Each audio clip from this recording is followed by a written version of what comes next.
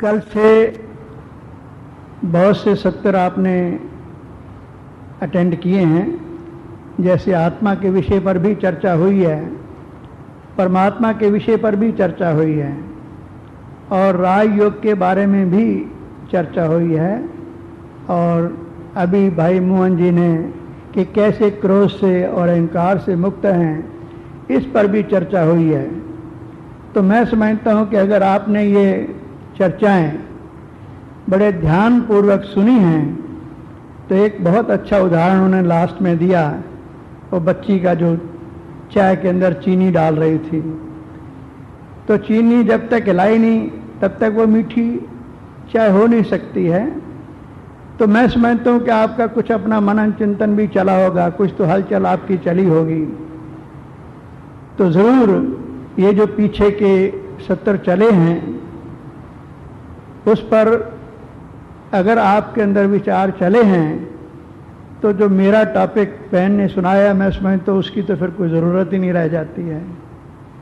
सद्भावना हमारे संबंधों में सहज रीति से आई जानी चाहिए कि नहीं आनी चाहिए, बाकी कोई कसर रह गई है क्या? जब आत्मा का ज्ञान मिल गया, परमात्मा का ज्ञान मिल गया और परमात्मा से योग लगाने का ज्ञान मिल गया, तो फिर तो जीवन के अंदर खुशी आ ही जानी चाहिए। और जो खुश होगा तो वो तो खुशी बांटेगा, और खुश नहीं है, निराशा है, तनाव है, टकराव है, तो फिर तो खुशी नहीं बांट सकता वो। तो भक्ति मार्ग में भी हम बच्चे सुनते थे, आपने भी सुना होगा, भगवान के लिए क्या कहते हैं कि भगवान तो मुर्दों में भी जान डाल देते हैं, मुर्दों को भी जिंदा कर देते हैं।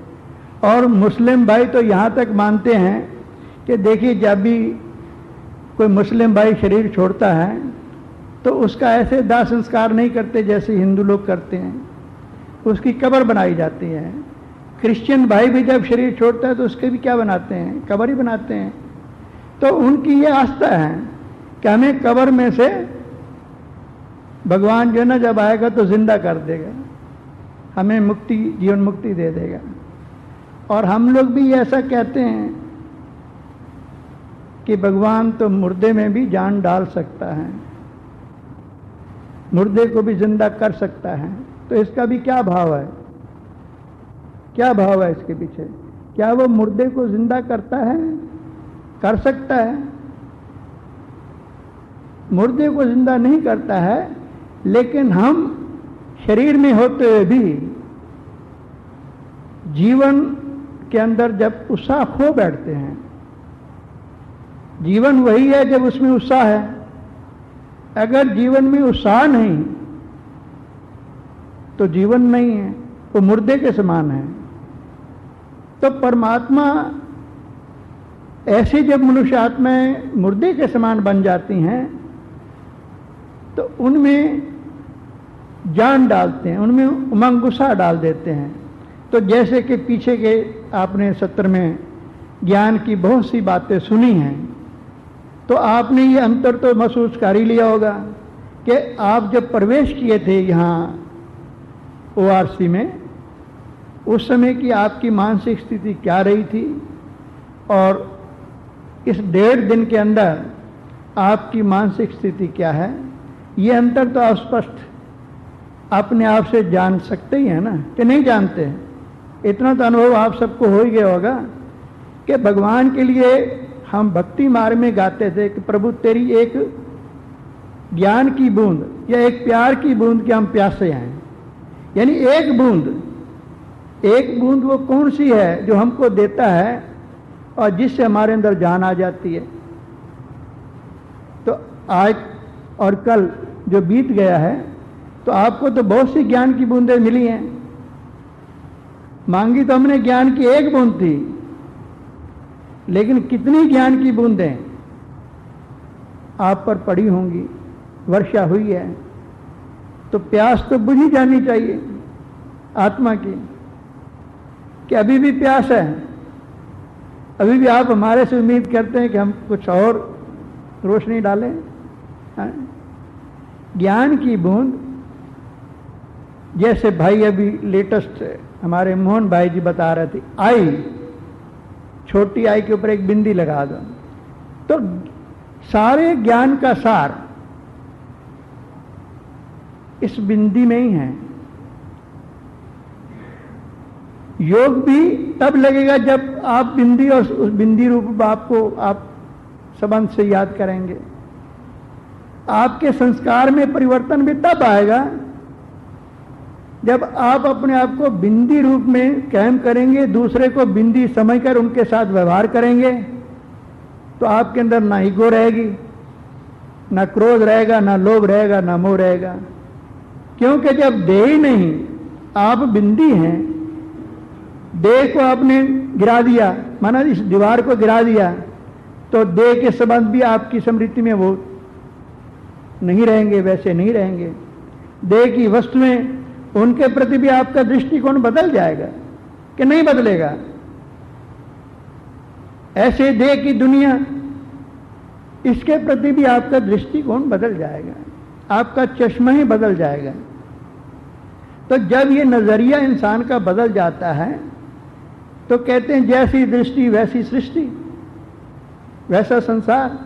तो दृष्टि हमारी आत्मिक हो गई, हम बिंदी हैं, ये भी बिंदी है, माना ये भी आत्मा है, मैं भी आत्मा हूं, उस पिता परमात्मा की संतान है। तो कितनी विस्तार समाप्त हो गई। आप सार में हो गए, दूसरे को भी आपने सार रूप समझा, तो समस्याएं रही नहीं। जब समस्या ही नहीं तो तनाव किस बात का है। जब टेंशन होता है किसी व्यक्ति के मन में, वो दूसरे को भी टेंशन में ले आता है कि नहीं होता ऐसा। जब तनाव होता है, अगर आप उससे अगर कोई बात करेंगे, वो आपको अच्छे जबान से उत्तर नहीं दे सकता जिससे आप प्रसन्न हो नहीं सकता है। तो तनाव है तो दूसरे के अंदर भी वो तनाव पैदा कर देगा। तो आज जो हम परिवारों की स्थिति देख रहे हैं, संबंधों के अंदर जो हम देख रहे हैं, टकराव ज्यादा है, उसमें सद्भाव नहीं है, हार्मोनी नहीं है, टकराव है। क्यों टकराव है? क्योंकि सबके मनों में तनाव है, और तनाव का भी कारण है। वो भी पिछले प्रवचन के अंदर आपने सुना होगा, हमारी आशा बहन जी जो स्ट्रेस मैनेजमेंट की बात कर रही थी, उन्होंने एक इस बिंदु पर भी प्रकाश डाला था।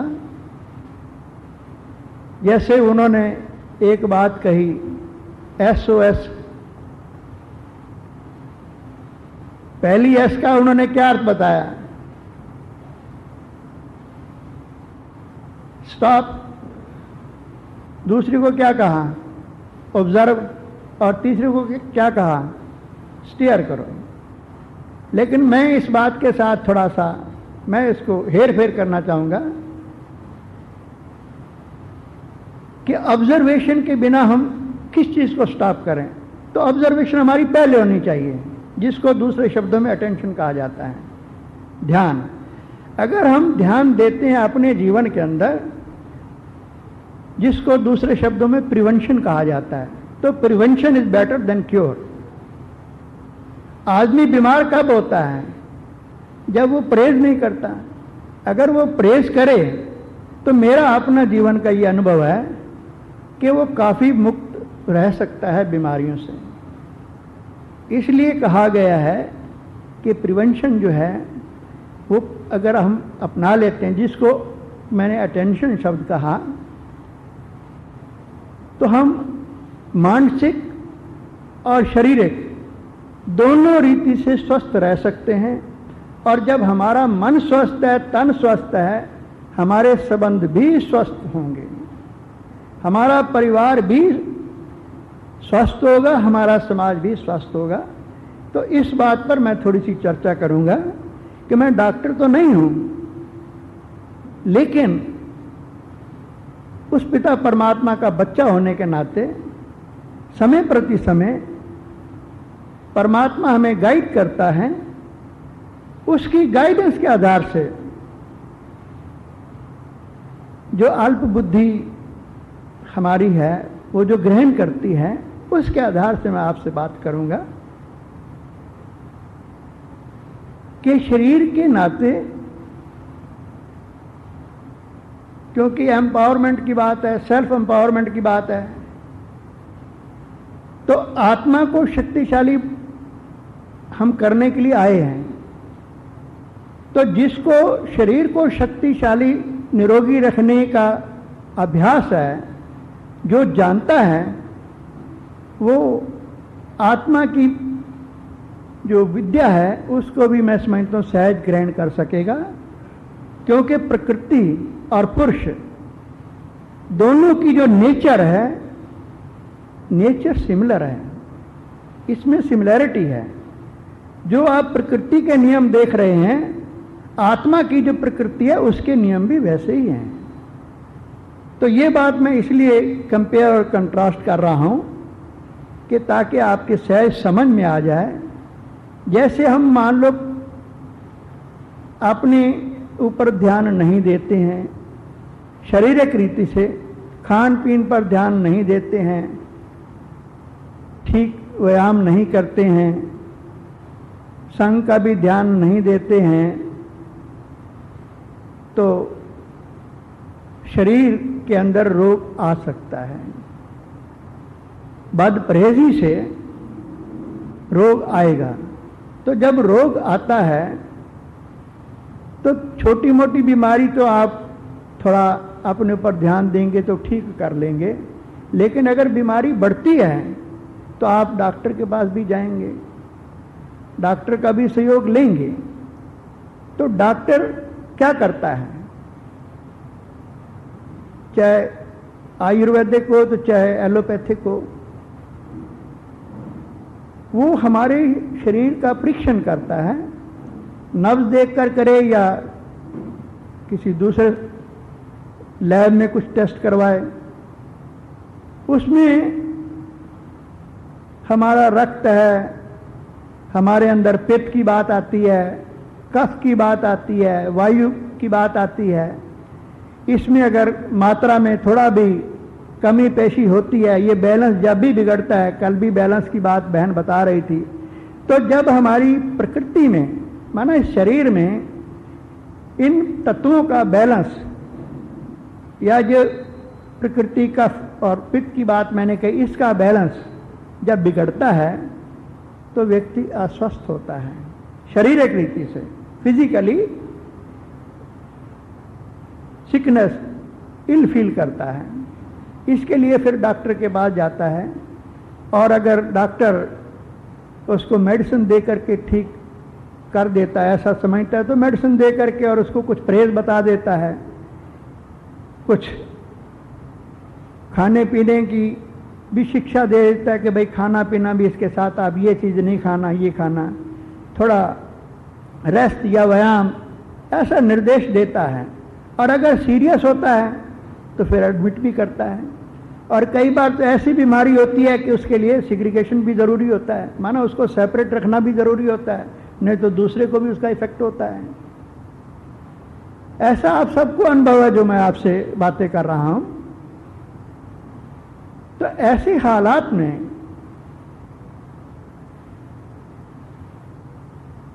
डॉक्टर का सहयोग लेकर पेशेंट अपने आप को फिर से अपने स्वास्थ्य को मेंटेन करने के योग्य हो जाता है।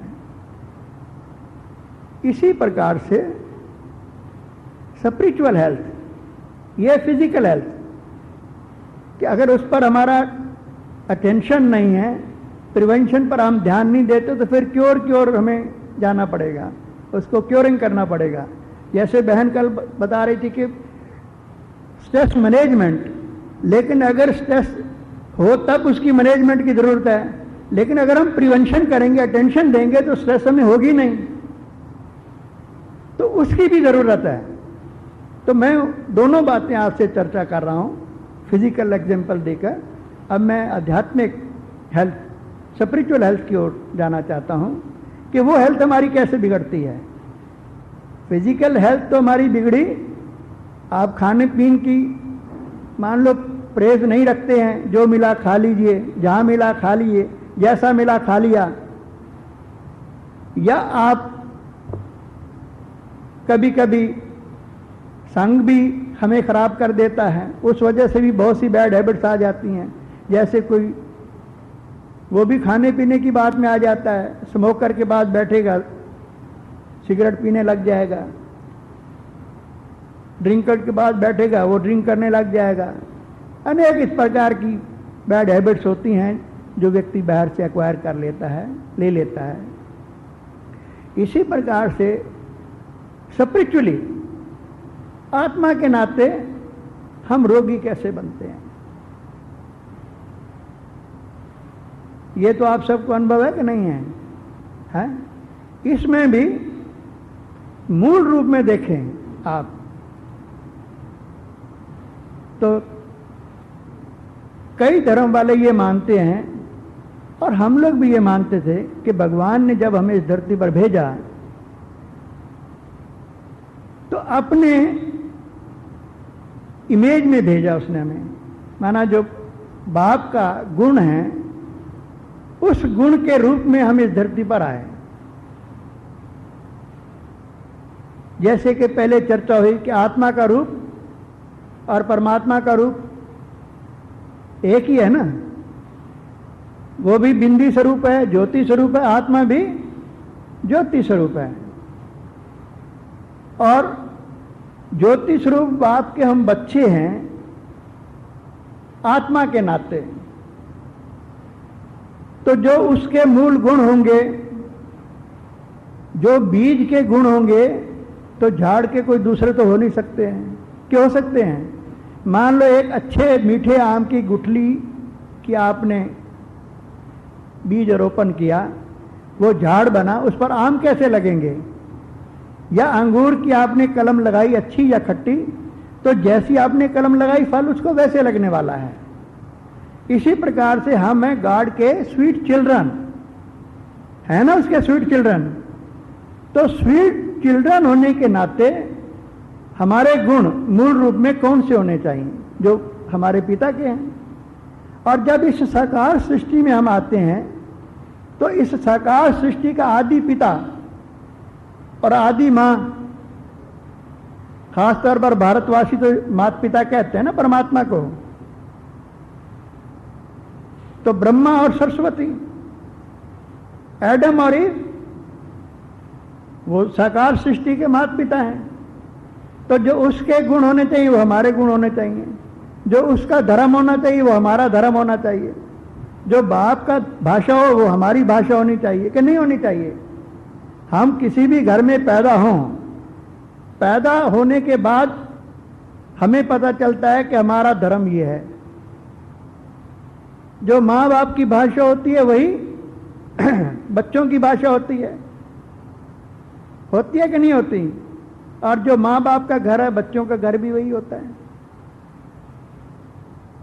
जब इस बात की विस्मृति हमारे अंदर आती है,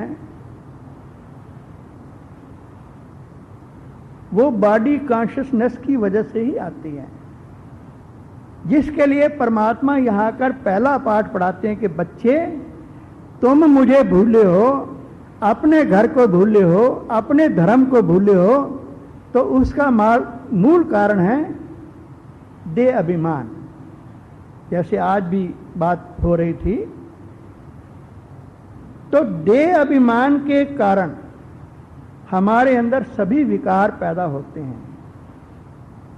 जैसे हमने प्रकृति की मिसाल दी, पित्त की मान लो शरीर में एक्सेस हो जाए, वायु की एक्सेस हो जाए, या आपका कफ की एक्सेस हो जाए, तो उसको विकार कहा जाता है। घर में मान लो आपने दूध रखा या कोई चीज बना के रखी, उसमें बदबू आने लग गई, तो आप क्या कहोगे?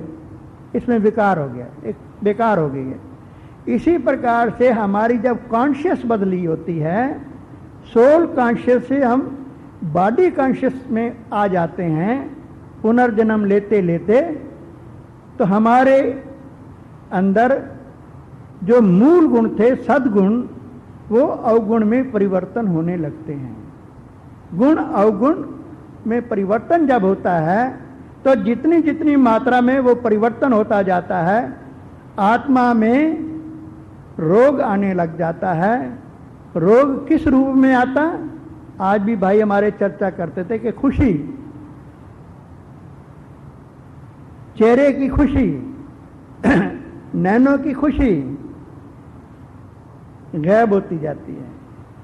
ये निशानी है।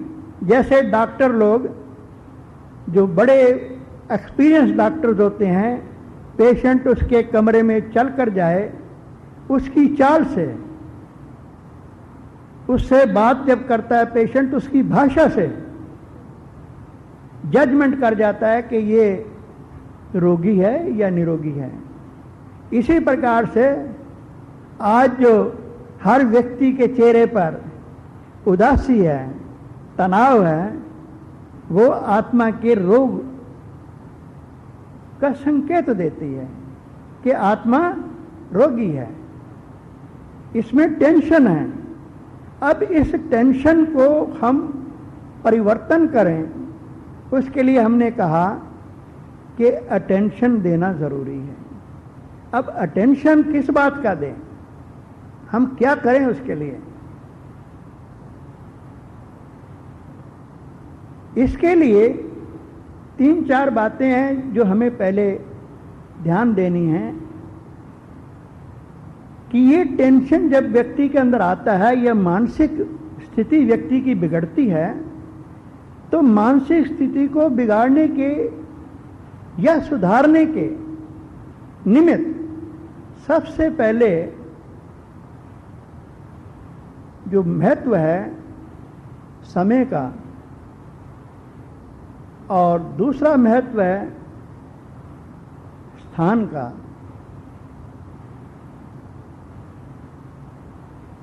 इन दोनों का भी बहुत महत्व है। और तीसरा महत्व है संग का। समय, स्थान और संग, इनका हमें बहुत ध्यान देना चाहिए। अगर हम इस पर ध्यान देते हैं तो हमारी जो मानसिक स्थिति है, अंदर की जो स्थिति है, जैसे आज भी भाई बता रहा था, जो लाइफ के पहले LI के बारे में बात कही उसने, माना जो अंदर की स्थिति है हमारी, उसको अगर हम सुधारना चाहते हैं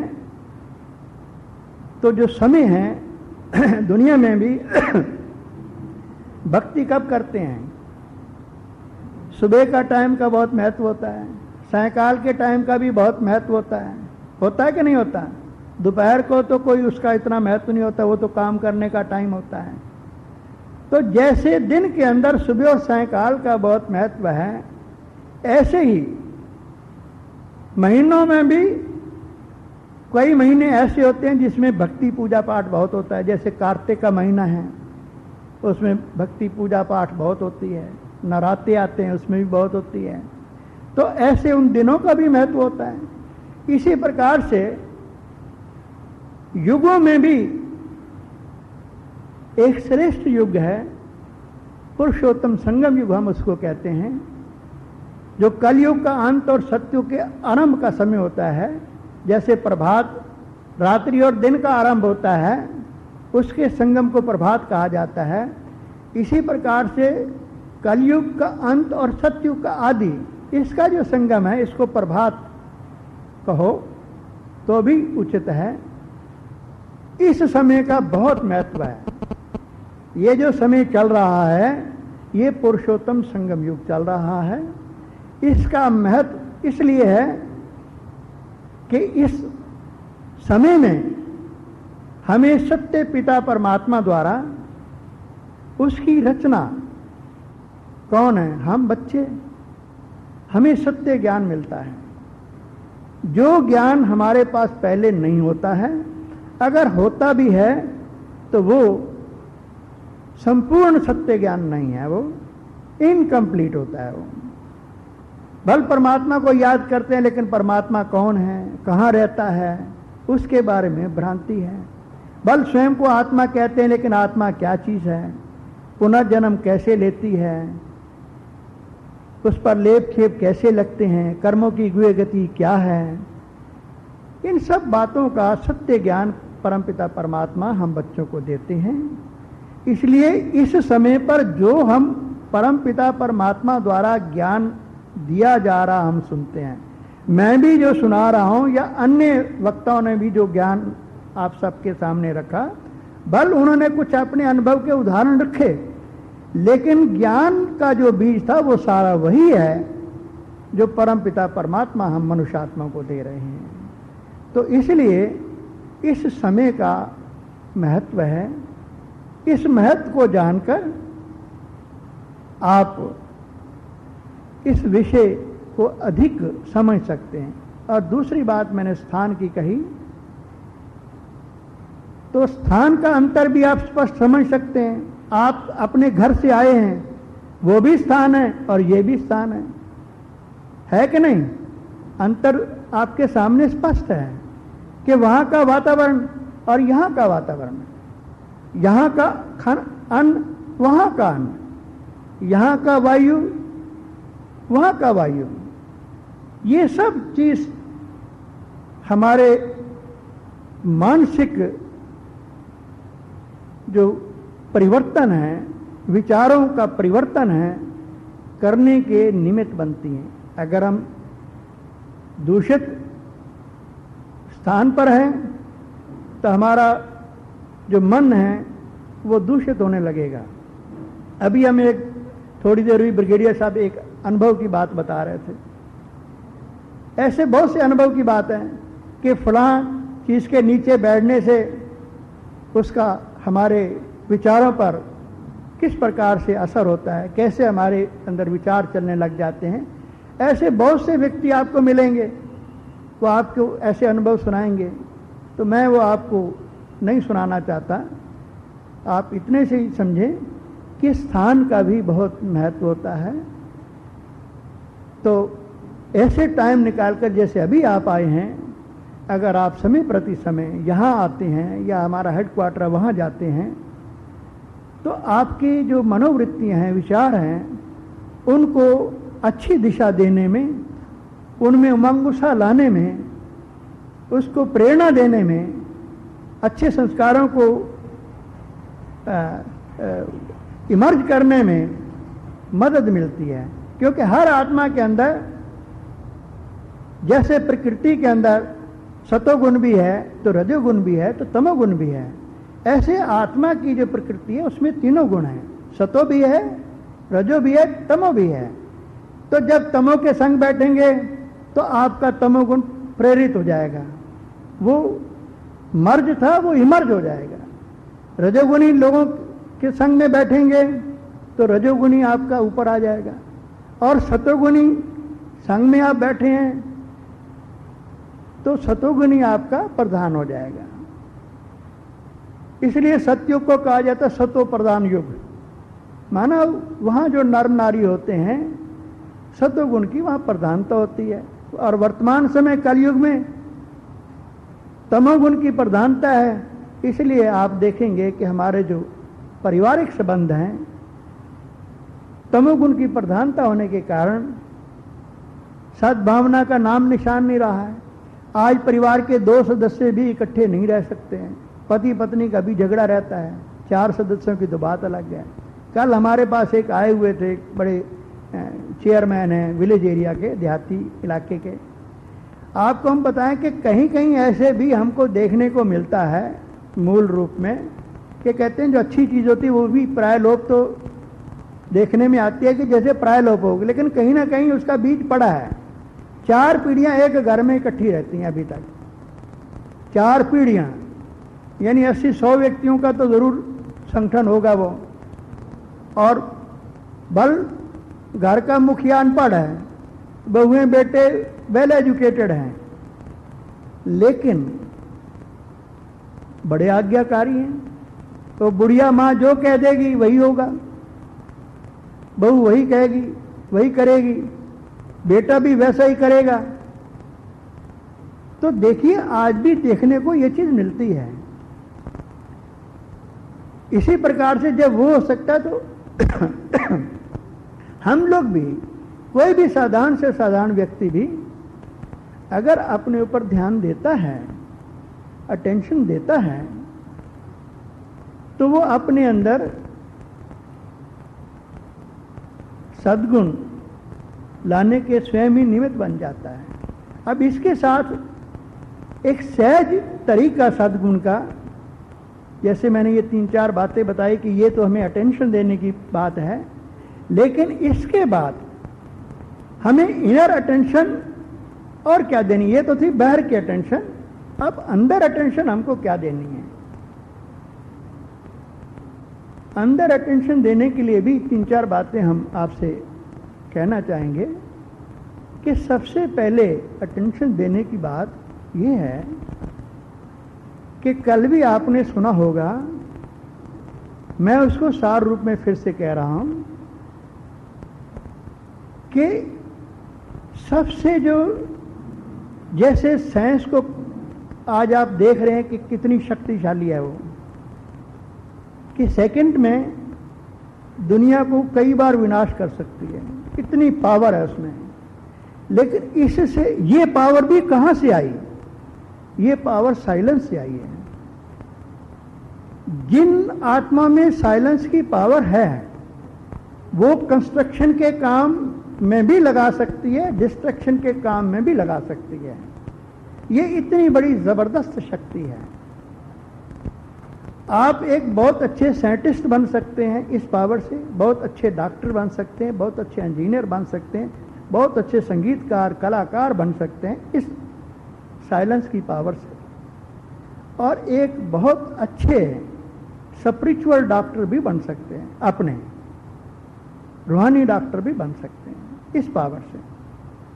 ये पावर हमारे अंदर आए कैसे? Silence power. इसके लिए हम क्या अपनाएं अपने लिए? तो सबसे पहले जो जरूरी चीज है, साइलेंस को जो चीज चाहिए होती है उसको एकांत चाहिए होता है। बिना एकांत के आप इसका अभ्यास नहीं कर सकते। इसे बाहर का शोर और अंदर का शोर दोनों बंद करने होते हैं। ना शोर अंदर चाहिए, ना शोर बाहर चाहिए। बाहर का शोर होगा तो भी आप इसका अभ्यास नहीं कर सकेंगे, और अंदर में भी अगर विचारों में उथल पुथल चल रही है तो भी आप अभ्यास नहीं कर सकेंगे। इसलिए एकांत अंदर का भी और बाहर का भी ये चाहिए। दूसरी बात क्या चाहिए? एकाग्रता। अंतर्मुखी बनकर बाहर की जो भौतिक दुनिया है वहां से अपनी बुद्धि को हमें समेटना होगा। जैसे शक्तियों में, अष्टशक्तियों में भी चर्चा की होगी, समेटने की शक्ति, निर्णय करने की शक्ति, परखने की शक्ति। हमें कछुए के मिसल बाहर की दुनिया से अंतर्मुखी बनकर, माना अंदर को मुख्य मानकर, क्योंकि पहले हम मुख्य बाहर भौतिक दुनिया को माना है, वो भी जरूरी है जब उसकी जरूरत है, लेकिन अब आपको क्योंकि अंदर की बात जरूरत है तो मुख्य आपका मुख्य अंदर की बात होनी चाहिए। तो अंतर्मुखी होकर मन बुद्धि को आप एकाग्र करें।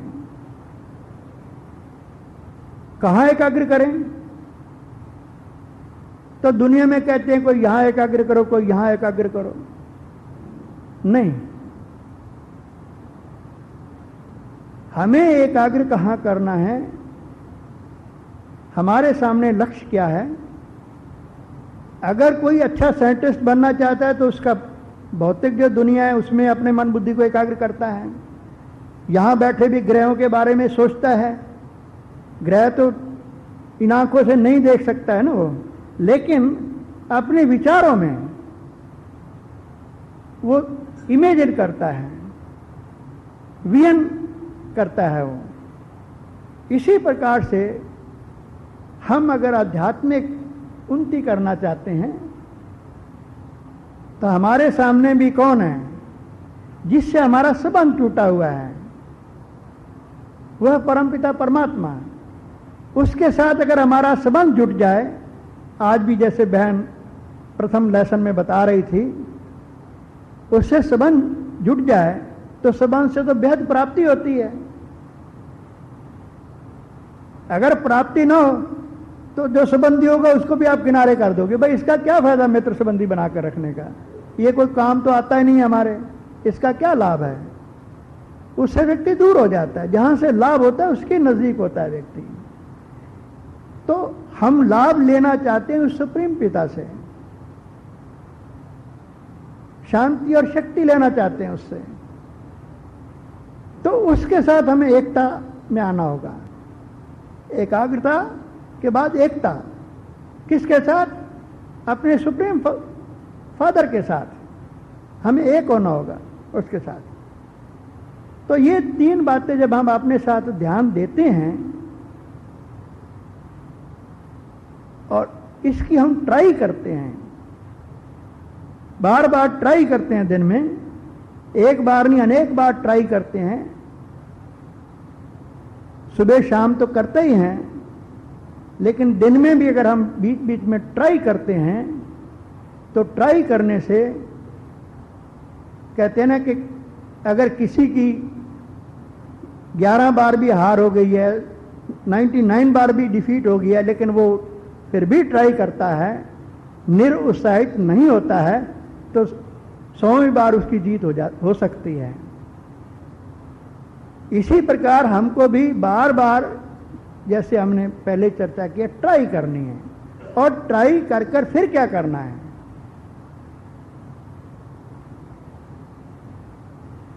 फिर क्या करना है? ट्राई करनी है उसके साथ टाई अप करने की, बुद्धि का उसके साथ कनेक्शन करने की। क्योंकि जब तक आप अपनी बुद्धि उसके साथ कनेक्ट अप नहीं करेंगे, दूसरी बातों से आप किनारा नहीं करेंगे, आप उसके साथ टाई अप नहीं हो सकते हैं। वो आपकी पतंग की डोरी को जैसे काट देंगे, वो आपकी डोरी उसके साथ नहीं लगेगी, बुद्धि की डोर नहीं लगेगी। और बुद्धि की डोर लगे नहीं तो ईश्वर से जो हम प्राप्ति करना चाहते हैं वो प्राप्ति का अभाव रहेगा। इसलिए उसके साथ टाई अप करें। किस टाई अप करते करते हमें अपने मन के अंदर कुछ विचार, जैसे कल भी एक बहन हमें अनुभव करा रही थी कि आपने इर्द गिर्द कौन सा साइकिल बनाओ, एक अच्छे संकल्पों का साइकिल बनाया, फिर उसके बाद बुरे संकल्पों का भी साइकिल बनाया, तो आपने वो अनुभूति तो कर ली होगी ना। तो यहां हम कहेंगे कि टाई अप करने के बाद आप डाई भी करो अपने आप को। अगर डाई नहीं करेंगे अपने आप को, माना जो ईश्वर के गुण हैं, ईश्वर की जो शक्तियां हैं, आप उसके बच्चे हो, और बच्चे होने के नाते वो आपका भी मूल गुण है। इसलिए इन श्रेष्ठ मूल गुणों को, कि मैं शांत स्वरूप आत्मा हूं, मैं पवित्र स्वरूप आत्मा हूं, मैं प्रेम स्वरूप आत्मा हूं, सुख स्वरूप आत्मा हूं, आनंद स्वरूप आत्मा हूं, शक्ति स्वरूप आत्मा हूं, इस प्रकार का जो आप अपने मन में विचारों को ऊपर हैं, ऊपरी सतह पर लाएंगे, तो आपके अंदर आप अनुभव करेंगे कि खुशी आने लग जाएगी, शांति आने लग जाएगी, आपको उसकी अनुभूति होने लग जाएगी। जैसे आप ये संकल्प करेंगे कि मैं प्रेम के सागर पिता परमात्मा की प्रेम स्वरूप संतान हूं, मैं शांति के सागर पिता परमात्मा की शांत स्वरूप आत्मा हूं, आनंद के सागर पिता परमात्मा की आनंद स्वरूप संतान हूं, आत्मा हूं। ऐसे जब हम अपने अंदर वो संकल्प करते हैं, आत्मा भी इन्हीं गुणों में रंगने लग जाती है। तो जो हमारे ऊपर विकारों का रंग लगा हुआ था, वो रंग हमारा धुलने लग जाता है। जैसे मिसाल के तौर पर कोई घरों में आप लोगों को अनुभव होगा पहले तो आम करते थे लोग कि मान लो कोई कपड़े का रंग फीका पड़ जाता है, उस पर दूसरा रंग चढ़ा देते थे। इसी प्रकार से हमारे अंदर सद्गुण थे मूल रूप में, वो अवगुण में परिवर्तन हो गए हैं। अब उन अवगुणों को फिर से हमने सद्गुण उजागर कर करके उसमें परिवर्तन करना है। तो ऐसा जब हम उन पर रंग चढ़ाते हैं तो धीरे धीरे दूषित हमारे जो विचार होते हैं, विकारी जो हमारे विचार होते हैं, तनाव युक्त जो हमारे विचार होते हैं, जिससे घड़ी घड़ी हमारे अंदर तनाव पैदा होता है, वो विचार सद्गुण में परिवर्तन होने लगते हैं।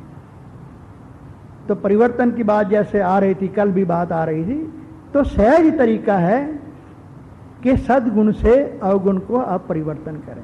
जैसे मिसाल के तौर पर कभी कहीं थोड़ी मात्रा में कहीं बदबू होती है तो आप क्या करते हो? अगरबत्ती जला देते हो। अगरबत्ती अपनी खुशबू से उस वातावरण को परिवर्तित कर देती है। या फिर कोई और तरीका अपना देते हो, कुछ उस पर चूना डाल देंगे या और कोई चीज़ डाल देंगे या उसको कर देंगे। तो ये भी इसी प्रकार से होता है कि जब बार बार हम ट्राई करते हैं और अपने को डाई करते हैं सद्गुणों के साथ, अच्छे विचारों के साथ, तो वो रंग आत्मा को भी लगने लगता है। आत्मा भी उस रंग में रंगने लगती है। तो उसका फिर परिणाम क्या होता है? जब आत्मा जिस चीज में रंगी हुई होगी तो उसकी वो स्थिति बन जाएगी। जो टेंशन वाली स्थिति है वो अटेंशन देने से इन बातों का वो श्रेष्ठ स्थिति में परिवर्तन हो जाती है।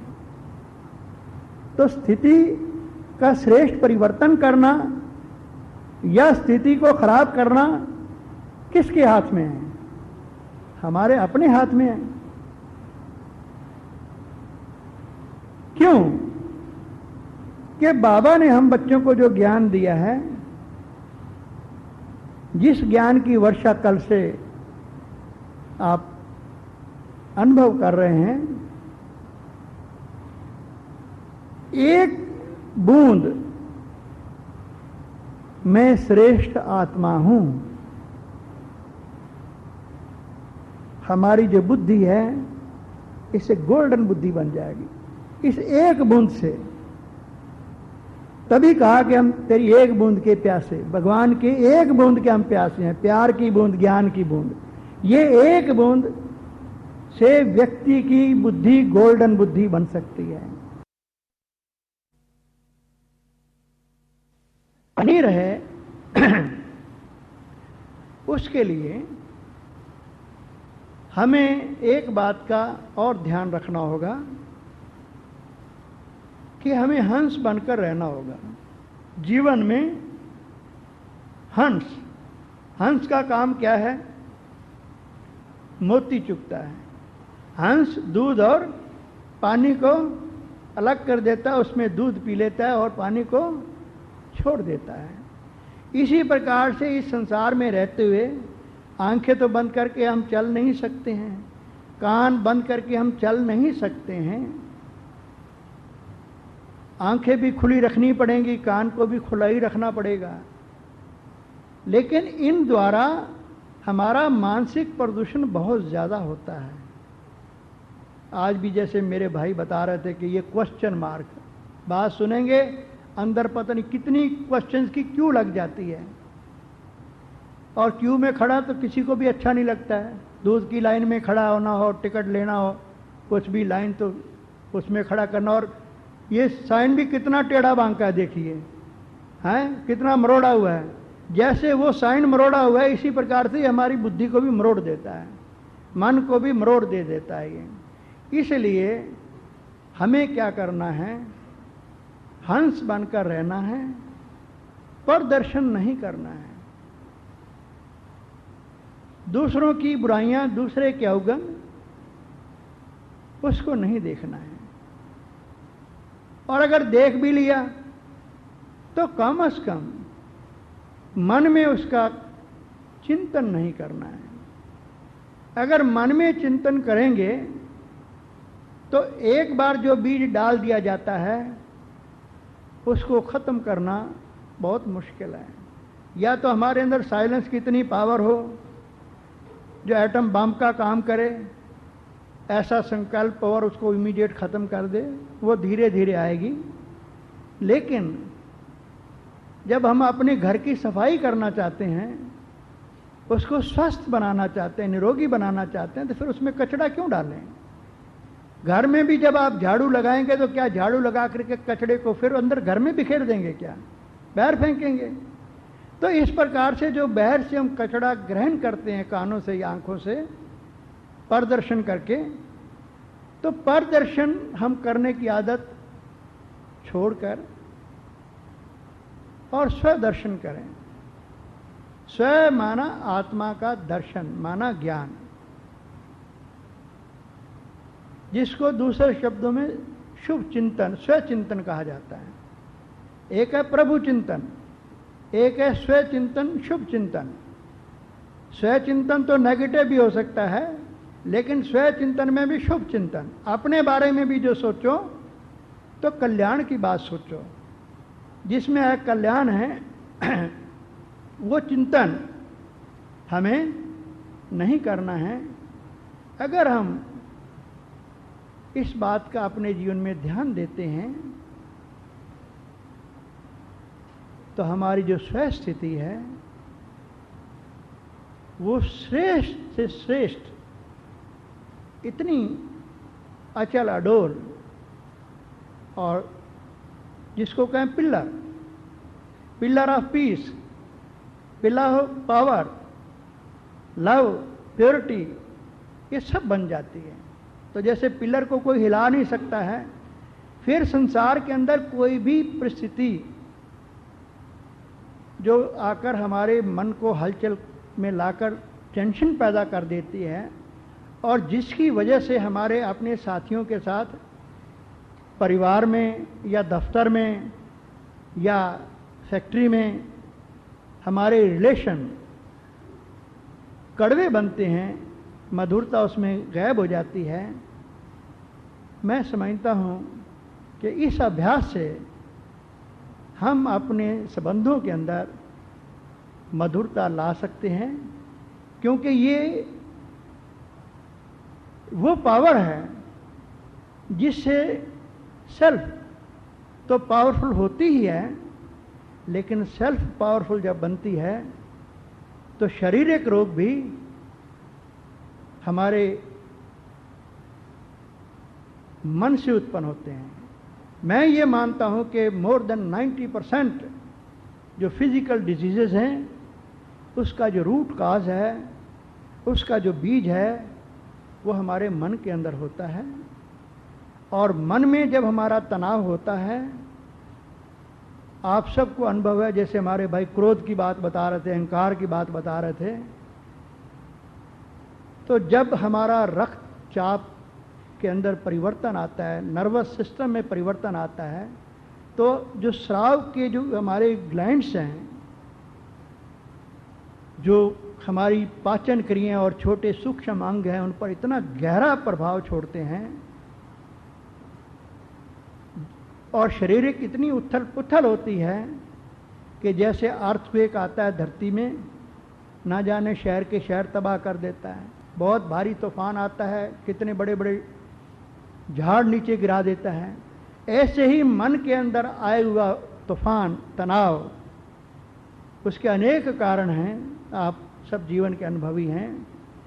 वो हमारी मानसिक स्थिति में इतनी हलचल पैदा करते हैं, जो हमारे नर्वस सिस्टम और जो ग्लैंड्स हैं उनमें बड़ा भारी परिवर्तन लाते हैं।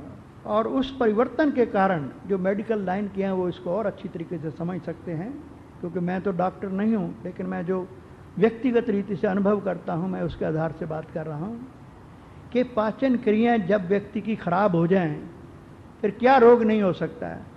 डॉक्टर कहेगा व्यायाम करो, दवाई खाओ, ये करो, वो करो, लेकिन बीज तो मन के अंदर है, वो थोड़ी देर के बाद फिर उत्पन्न हो जाएगी वो बीमारी। आप उसे ठीक नहीं कर सकते। इसलिए जो रूहानी सर्जन परमात्मा है, इसका ऑपरेशन वही कर सकता है। और उसका ऑपरेशन यही है जो हम आपसे चर्चा कर रहे थे कि आप अपने सर्जन बने, सर्जन बनकर अपना ऑपरेशन स्वयं करें। और उसके औजार भी हमने आपको दे दिए हाथ में, नाजुक औजार भी हैं, मोटे भी हैं, सूक्ष्म भी ऑपरेशन आप कर सकते हैं उनसे, लेकिन अभ्यास करने की ज़रूरत है। तो जितना जितना आप अभ्यास करते जाएंगे, आप भी तनाव से मुक्त होते जाएंगे। और जितना हम मुक्त होंगे, और जिनके संग रहते हैं तो हमारे से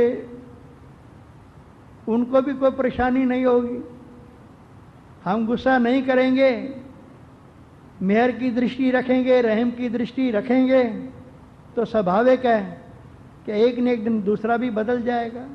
उसके भी क्रोध को आप शांत कर सकते हैं, क्योंकि जब कहीं आग लगी हो तो आप मिट्टी का तेल डालकर तो नहीं बुझा सकते हैं। तरह तरह की आग होती है, उसके बुझाने के तरीके भी डिफरेंट हो सकते हैं। सब आग पानी से भी नहीं बुझा सकते आप।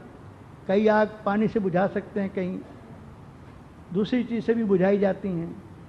इसी प्रकार से ये भी जो हमारे विचारों के अंदर उथल पुथल होती है, जो हमें तनाव में ले आती है, जिससे हमारे संबंधों में टकराव आता है, तो सहज ही हमारा ये निजी अनुभव है कि ये सभी बीमारियां हमें थी। कोई भी व्यक्ति इन बीमारियों से मुक्त हो ही नहीं सकता है। मुक्त होगा तो जैसे ऊपर लिखा है ना, मेडिटेशन है, तो मेडिटेशन और मेडिसिन, मेडिसिन से आप शारीरिक व्याधि दूर करेंगे, मानसिक नहीं होगी। उसे भी मेडिटेशन का आधार लेना पड़ेगा।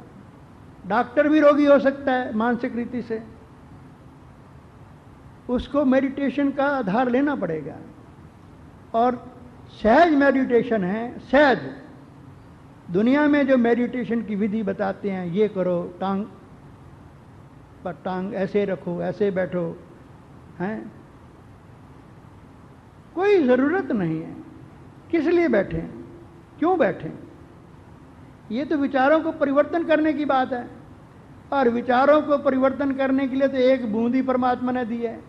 उस बूंद को भी आप क्या बुद्धि में नहीं रख सकते हैं क्या?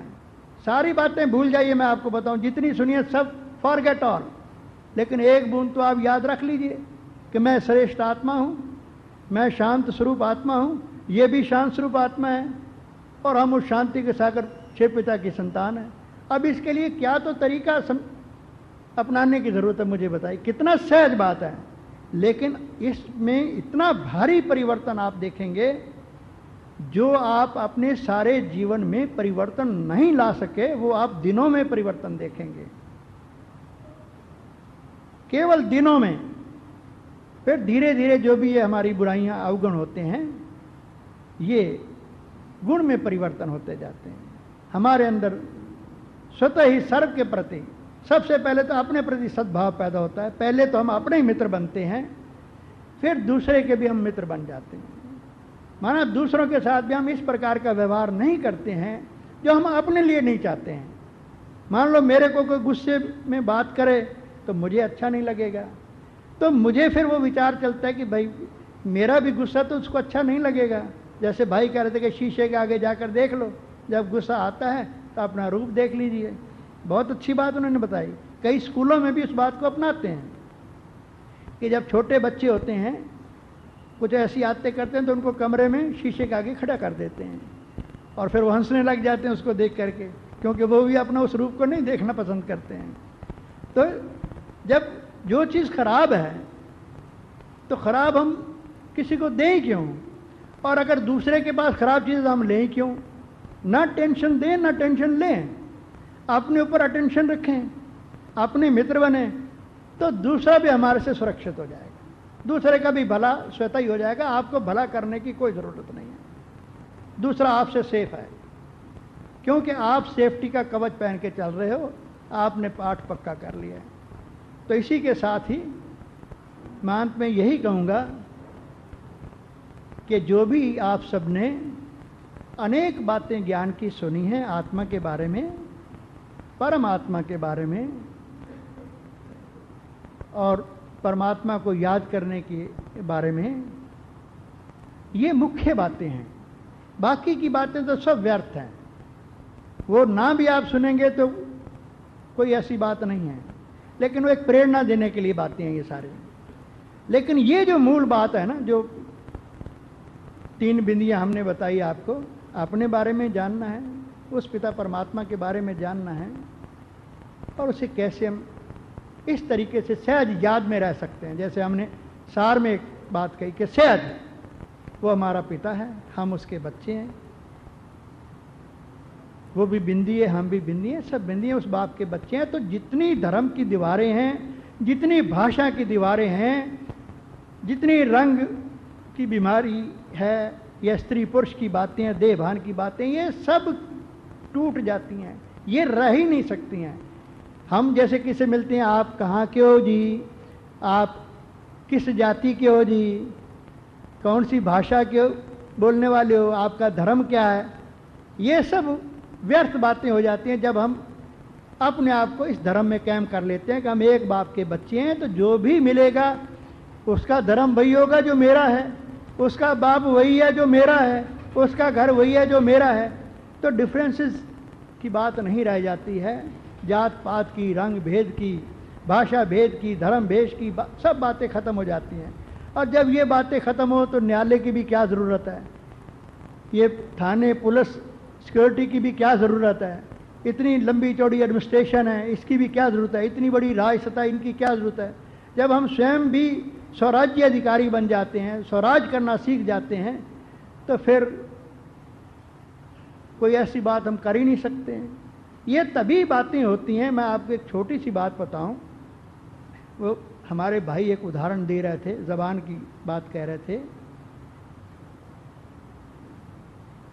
जब हम साइलेंस में बैठते हैं तो ये इतनी एक सूक्ष्म से सूक्ष्म, आप तय समझिए, एक स्टेज समझिए, या एक पॉइंट समझिए, या एक वो स्थान समझ लीजिए, जैसे किसी बॉर्डर पर, 2 देशों के बॉर्डर पर आप खड़े हैं, तो राइट में आप शायद कहेंगे ये हिंदुस्तान है, ये पाकिस्तान है, ये फलाने गांव का है, ये फलाने गांव का, आप उसके बॉर्डर पर खड़े हैं, दोनों आपके सामने हैं। तो जब हम साइलेंस की उस तय में चले जाते हैं तो बिलीव करिए कि दोनों चीज़ें आपके सामने स्पष्ट होती हैं। जितने क्लाउड्स हैं आपके मन में के, वो सारे खत्म हो जाते हैं। तब आप उस पॉइंट पर जाते हैं। उस समय आपके अंदर इतनी पावर्स होती हैं, आप कुछ भी जानना चाहें, इतनी श्रेष्ठ इंट्यूशंस व्यक्ति के अंदर होती हैं, इतनी श्रेष्ठ अंदर गाइडेंस होती है, आपको किसी की गाइडेंस लेने की जरूरत नहीं है। हर चीज इतनी कंट्रोल में आ जाती है। आप हाथ को हिलाएंगे लेकिन अंदर फैसला लेंगे पहले, तब आपका हाथ वैसे ही हिलेगा। आप मुख से बोलेंगे, पहले आप उसका अंदर जबान में टेस्ट लेंगे कि ये शब्द बोलने योग्य है या नहीं है, इस स्थान पर मुझे बोलना है या नहीं बोलना है, इस समय मुझे कहना चाहिए या नहीं कहना चाहिए। इतनी एक्यूरेसी लाने में इतनी बड़ी ताकत चाहिए। हम साधारण कहें जी हम मीठा बोलें, कहना बहुत आसान है, लेकिन मीठा बोल थोड़ी परिस्थिति आएगी, जैसे बिल्ली और चूहे की बात कही, बीरबल और अकबर की मिसाल दी।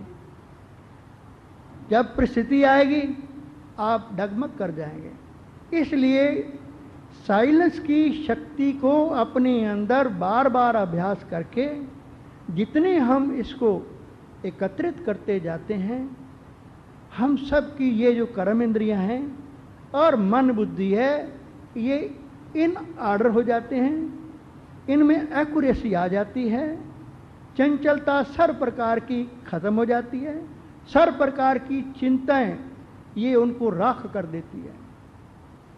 जैसे एक बम से दुनिया राख हो सकती है, इस साइलेंस की उस स्टेज की जो पावर है, कितने भी आपके अंदर तनाव हो उसको सेकंड में खत्म कर सकती है। और साथ साथ इतना ये कवच का काम भी करती है कि अगर बाहर से कोई आपको उत्तेजित भी कर रहा है तो ये आपको प्रोटेक्ट भी करती है। इसलिए मैं और समय आपका नहीं लेना चाहता, अंत में यही कहूँगा कि आप जो यहाँ से सुनकर जा रहे हैं, इसे सिर्फ कानों तक सीमित ना रखें, इसे थोड़ा अंदर भी ले जाएं, अपने मस्तक में से पास कर कर उस मन में भी इसे ले जाएं, इस पर विचार करें, मनन चिंतन इसका करें और इसे मनन चिंतन तक भी ना छोड़ें, इसे स्वरूप में लाएं, इसे स्थिति में लाएं। क्योंकि जब तक किसी भी व्यक्ति की विचार उसके स्वरूप में नहीं आते हैं, उसके कर्म में नहीं आते हैं, तो उसके संस्कार नहीं बनते हैं। बोलना एक बात होती है, संकल्प लेना एक बात होती है, लेकिन संकल्प हमारी स्थिति बन जाए, माना हमारे कर्म का रूप ले ले, वो तभी होता है जब हम उसको व्यवहार में लाते हैं, वैसा हम कर्म करते हैं। मान लो मैं ये कहता रहूं, मैं शांत स्वरूप आत्मा हूं, पवित्र स्वरूप आत्मा हूं, प्रेम स्वरूप आत्मा हूं, ये एक बात, एक संकल्प है, लेकिन मुझे दूसरों के साथ इस स्वरूप में आकर कर्म करना होगा, व्यवहार में आना होगा। और जब आप व्यवहार में आएंगे, आपकी ताकत बनती जाएगी, आपका अनुभव बनता जाएगा, और अनुभव ही श्रेष्ठ से श्रेष्ठ शक्ति है। वैसे तो कहते हैं कि संकल्प श्रेष्ठ शक्ति है, विचार, नॉलेज, ये सब शक्ति हैं, लेकिन इन सब से अगर कोई श्रेष्ठ शक्ति है तो मैं अपने जीवन की आधार से कह सकता हूं कि अनुभव सबसे सुपर पावर है। इसलिए जो आपने सुना है उसे समाएं और समाकर अपनी स्थिति और स्वरूप में इसे ले आएं। नहीं तो ये थोड़े टाइम के बाद ये अंदर से उड़ जाएगा, सुनी हुई बातें अंदर से उड़ जाएंगी। जैसे आप मान लो लिखने के अभ्यासी हैं और लिखना आप छोड़ दें और बरसों आप ना लिखें, आप एक्यूरेट नहीं लिख पाएंगे, आपके अंदर अशुद्धियां आ जाएंगी। किसी भी अभ्यास को जो व्यक्ति नहीं करता है उसमें त्रुटियां आती हैं। इसलिए मैंने ये बात कही कि सिर्फ संकल्प में दोहराते ना रहें, भक्तों की तरह से इसकी माला ना जपते रहें, लेकिन उसका स्वरूप बनाएं अपना। और जब हम स्वरूप में परिवर्तन कर लेते हैं तो हमारे संबंध भी परिवर्तन हो जाते हैं, बड़े श्रेष्ठ संबंध हो जाते हैं, मधुर संबंध हो जाते हैं, टकराव सब खत्म हो जाता है। आप कर कर देखें। इसी के साथ ही मैं आप सबका धन्यवाद करता हुआ अपनी वाणी को यहीं विराम देता हूं।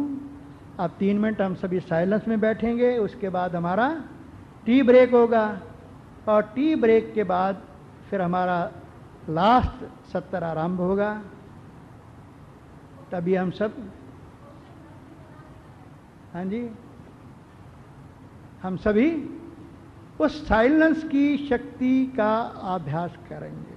अपने आप को डीप साइलेंस में ले जाएं, उस पॉइंट पर पहुंच जाएं जहां ना अंदर का शोर सुनाई दे और बाहर का तो सुनाई ना दे, एकदम साइलेंस में चले जाएं।